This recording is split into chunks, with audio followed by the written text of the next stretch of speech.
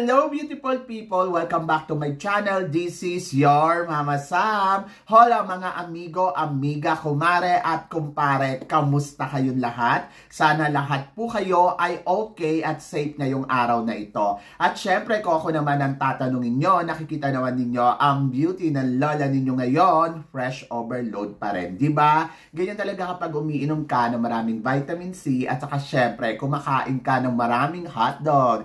Dahil sa hotdog, naloloka ang beauty ng Mama Sam ninyo. So, yon. So, kamusta naman kayo mga amigo, amiga, kumare at kumpare? Sana lahat kayo ay safe ngayong araw na ito. So, gusto ko rin magpasalamat po sa inyong lahat sa walang sawang sumusuporta dito sa Mama Sam Vlog ng bonggang-bongga. Maraming salamat guys. At gusto ko rin malaman ninyo na sobrang na-appreciate ko ang pagmamahal ninyo dito sa channel ko. And then, hindi lang yun guys. Syempre, shout out sa inyong lahat and God bless you and more power. So, yon. So, marami tayong chika ngayon na talaga naman, oh my God, magtataas ang kilay ninyo ng bonggang-bongga sa mga pasabog natin today.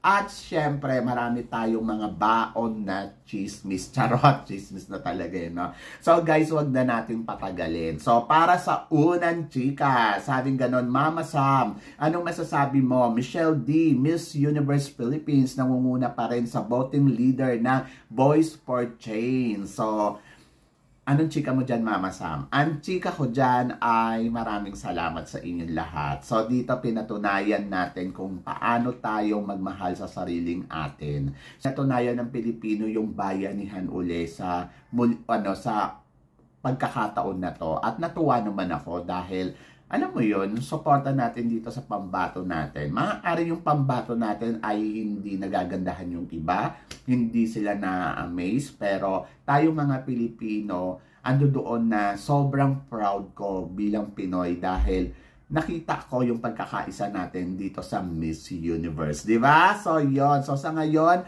ang pangatlo dito ay si Miss Nicaragua na meron ng 117,691 votes. And then, si Ukraine na meron ng 152,514 votes. And then, of course, si Michelle D, 204,744 votes. O, diba? So, mabuhay tayo mga Pilipino. Maging proud ka na you are Filipino. So, yan! Maraming salamat. Siyempre, keep voting pa din para mas tumaas pa ng bonggang-bongga. At ito nga ang sumunod na chika, Mama Sam. Nakakuha na ng 5 candidates ang MUBA para sa kanilang photoshoot ngayong taon na to. So, ito ang mga napili nila. Si Thailand, Dominican Republic, Colombia, Spain, and Netherlands. Anong masasabi mo? Wala dito si Miss Philippines. Well, ang masasabi ko, congratulations sa mga napili nila. So, alam naman natin ang MUBA ay may sumpa. Charot, hindi. Alam naman natin na taon-taon naman ay pumapasok tayo dyan. So, give to other chance naman na ma-el to kuyo. Charot.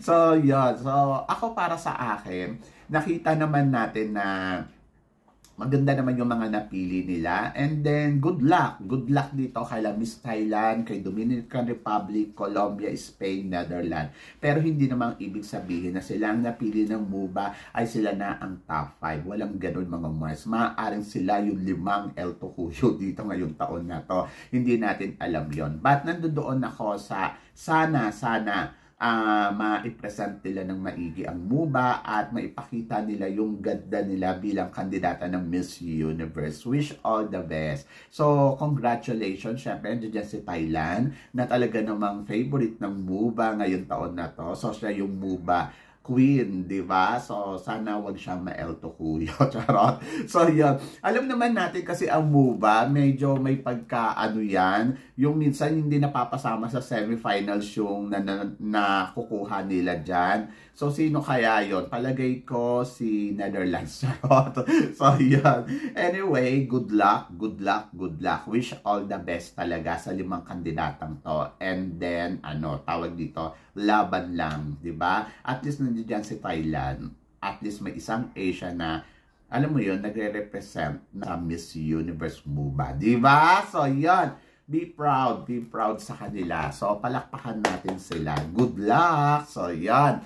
At para naman sa sumunod na chika, masamtingin mo ngayon taon na to, si Antonia Porcel kaya ang mag-uwi ng corona ng Miss Universe?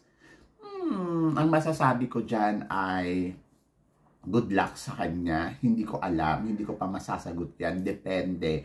Kung siya yan ay congratulations ngayon pa lang. Pero kung hindi naman ay better luck next time. So yon. Ako kasi hindi natin alam. Maraming kandidata ang naglalaban-laban dito. 85 sila at lahat sila ay pinapakita nila yung kanilang galing, yung kanilang alam mo yun, lakas dito sa competition na to. Talagang binubuhos nila ng bonggang-bongga. At in fairness naman sa mga kandidata talaga, ibinibigay nila yung best nila. So makikita naman natin na well-prepared ang lahat ng kandidata at medyo mahigpit ang labanan. So isa dyan sa mga nakikita natin, syempre si Miss Philippines, andyan din si Miss Colombia, andyan din yung ibang kandidata na talaga namang nag-e-effort ng todo-todo like Nicaragua, di ba? So ang akin siguro just wait the preliminary competition at para malaman natin kung sino ba talaga yung mga pasabog. So ngayon si Antonia Porcel, maingay siya, maingay yung kanyang social media, maingay yung ginagawa nilang eksena. So ang akin is just wait, let's see, malaman natin kung siya nga ba, di ba? Wala namang imposible. So, isa siya sa mga kandidata dito at possible naman talaga na isa din siya makapag-uwi ng corona ngayong taon na to dito sa Miss Universe. Basta good luck lang and laban lang. So, lahat naman tayo ay naghahangad na may uuwi ng corona sa ating bansa, yung mga kandidata na lumalaban dito, di ba? Hindi lang naman sa kanila, hindi lang naman kay Miss Thailand, kundi sa atin, sa ating bansa din. Kumbaga, laban lang, o di ba? At para naman sa sumunod na chika, ano naman ang masasabi mo kay Miss Laos? Tingin mo ba, Mama Sam, kabalik kaya uli sila sa semifinals ngayon taon na to after nilang ma-semifinals last year? Good luck. Actually, nagagandahan ako sa kanya. Maganda din yung mga paandar niya. Maganda yung mga ginagamit niya. At very sexy talaga siya. So, para sa akin, hindi ko alam kung ano ang eksena niya. Hindi ko alam kung ano yung offer niya sa hurado ng Miss Universe. Pero syempre nakikita ko naman ang mga paandar nilaw ngayon na talaga namang kumakabog. She's better more than nung mga nakaraan. But I consider Lau this year na siguro dark horse candidates. Kasi, malay mo, di ba, makontinuous niya yung nagawa noong nakaraan taon. Kung maganda yung lalatag niya sa closed door interview, so, ibig sabihin, kaya niya i-continue na pumasok sa semifinals. Hindi naman imposible yun. Basta, maniwala lang siya sa sarili niya. And then, tingnan natin sa Coronation Night kung tatawagin nga ba ang Laos sa semifinals. So, yan. So, pasabog pa more. Charot. So, para sa sumunod naman na chika, Mama Sam, ito, sobrang intriga. Missology naglabas ng hot picks nila at hindi kasama dito si Miss Philippines. Anong chika mo, Mama Sam, sa top 20 nila? Ang masasabi ko, syempre, una, nagulat ako kasi parang hindi nila napili si Miss Philippines dito sa hot picks nila. But I respect yung desisyon nila kung sino yung gusto nilang kandidata. Kasi alam niyo sa totoo lang guys, nakaka-open kapag sinasabi ng kapwa mo Pilipino, nako hindi mananalo yan si Miss Philippines, nako hindi mapapasama yan si Philippines. Nakaka-open, nakakalungkot kasi parang sa kapwa mo pa Pilipino mo maririnig yung mga ganitong salita. Instead na sila dapat ang unang-unang sumuporta doon sa kandidata natin. So dahil may nakikita silang iba, may nagugustuhan silang iba, so I try to understand kasi lahat naman to ay meron tayong karapatan na sabihin kung ano yung gusto natin, kung sino yung gusto natin. Hindi natin mapupush kung sino yung dapat, di ba?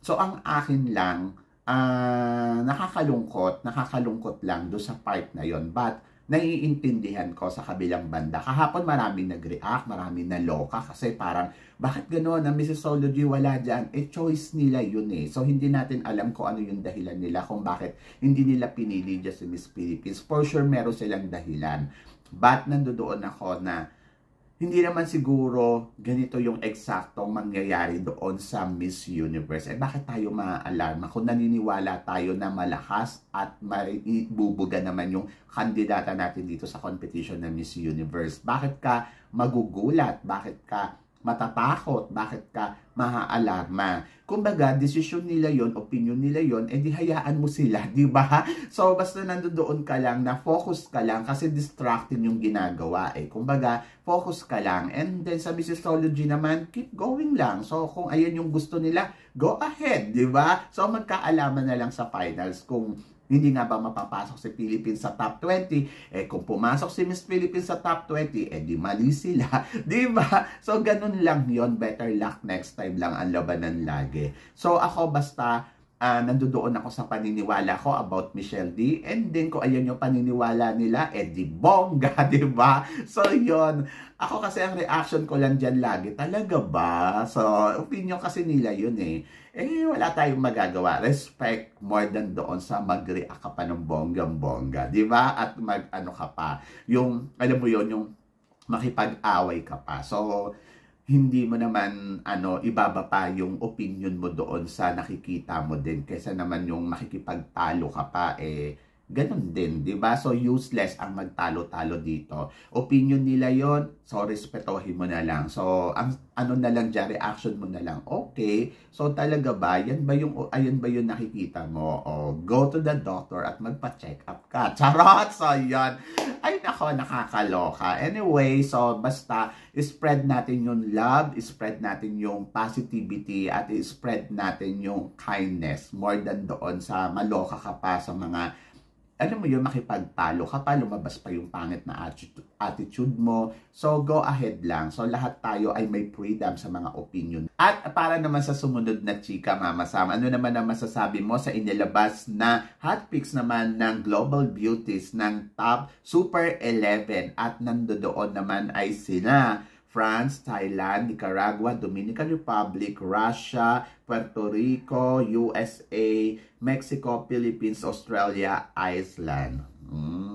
Ang masasabi ko dyan ay totoong pageant experts sila. Charot, so yan.